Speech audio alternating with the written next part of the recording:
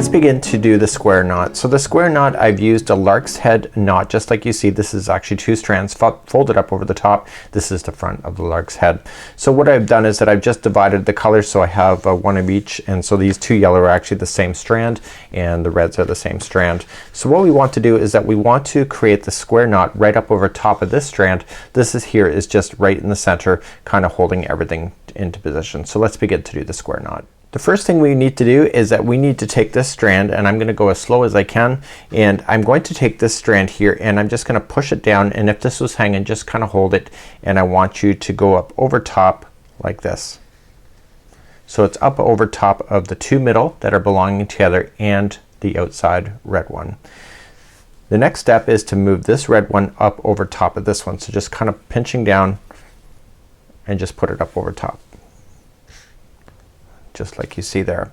So now I want to use this red strand and I want to go underneath the project. So I want to go underneath the middle. So I'm just lifting it up, and I want to come up through this space right here. So just keep on pushing it up and come up there. And so now I can just pull everything nice and snug together. So that was 1/2. So the centers are just kind of dangling right in the middle. So now I want to do the opposite effect to finish off this knot. So now this is 1/2. Let me finish off this. So all I'm just going to do is just move this back down into this position, and I want to create the crossing over just like you see here. So this is up over top of this red, just like you see. So now I'm going to take this red one and just push it up over the top. So just pull it up over the top so it's in front, just like you see. And I want to take this red one and go on the underside of this project, so right on the underside of the center line.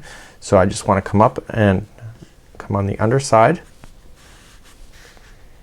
and out this space on the front.